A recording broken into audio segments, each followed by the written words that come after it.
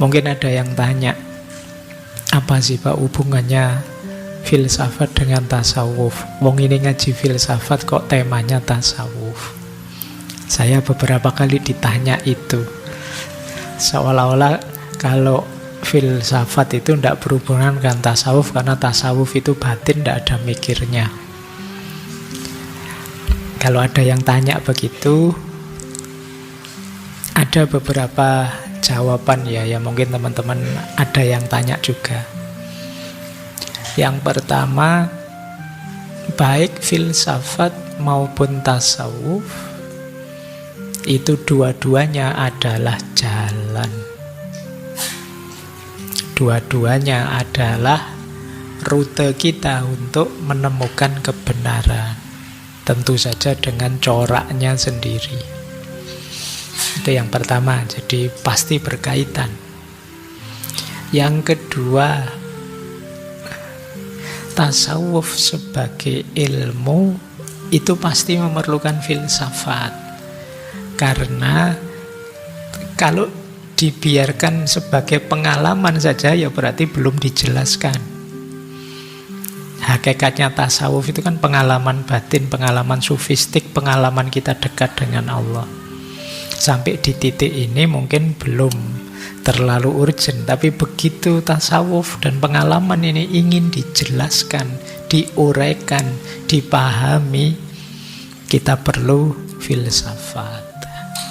Makanya para sufi itu ketika nulis kitab-kitab tasawuf ya biasanya sangat filosofis isinya. Meminjam gaya tutur, narasi, cara bernalar, cara berpikir khas filsafat.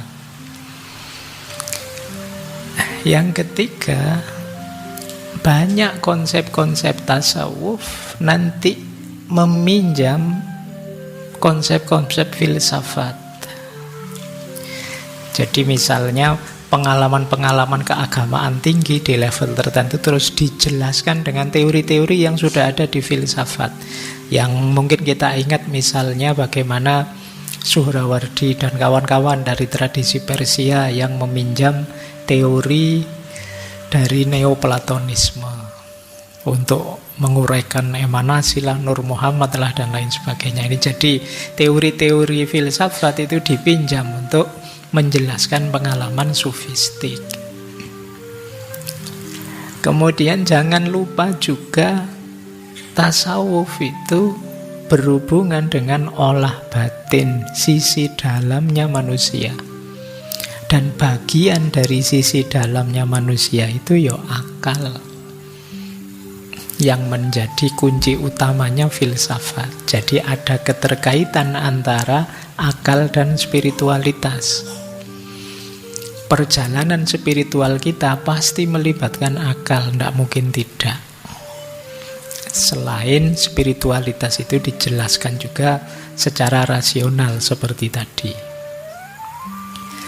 Kemudian dalam hidup ini ada dua proses. Yang pertama namanya transendensi, yang kedua namanya imanensi. Transendensi itu ketika hidup yang duniawi, yang biasa seperti ini, terus kita angkat ke ranah transenden, ranah yang melampaui hidup ini. Sering saya ceritakan, misalnya kalau laptop ini hanya kita pakai nonton film, main TikTok, main Instagram, itu kan biasa, menikmati kenikmatan hari ini. Tapi begitu kita pakai untuk menulis buku yang manfaat untuk orang lain, nilai laptop ini kita transendenkan. Kalau uang kita pakai untuk beli makanan, kita makan untuk senang-senang, itu ya kita memfungsikan uang untuk hal duniawi. Tapi kalau uang kita pakai untuk bersedekah, membantu orang lain, uangnya kita transendenkan. Dia punya nilai melebihi kenyataan hidup ini. Itu namanya transendensi. Jadi filsafat pun bisa ditransendensi. Dan ada banyak pemikiran-pemikiran yang tidak sekedar tentang kesenangan, tentang mengelola hidup ini, tapi juga melampaui hidup biasa saat ini. Itu namanya transendensi. Nanti ada namanya imanensi. Imanensi itu kebalikannya. Dari ranah spiritual, dari ranah yang sangat abstrak, kita wujudkan ke kehidupan nyata. Itu namanya imanensi. Bagaimana kita mewujudkan kebijaksanaan dalam hidup, bagaimana kita mewujudkan kearifan hidup, bagaimana kita hidup secara spiritual dalam kenyataan sehari-hari. Itu namanya melakukan imanensi. Jadi ada keterkaitan antara ranah sufistik dengan ranah duniawi yang digarap oleh filsafat. Dan yang terakhir, filsafat itu memang pekerjaannya antara lain menemukan hikmah dalam apa saja, termasuk dalam ranah tasawuf. Makanya filsafat itu disebut induknya semua ilmu, karena dia bisa mengambil wisdom dari mana saja bidang ilmu dan mampu mengembangkannya. Jadi kalau ada yang tanya hubungannya apa filsafat sama tasawuf, boleh kalian jawab ini, kalau hafal. Ya, kalau ndak hafal ya dibuka catatannya nanti.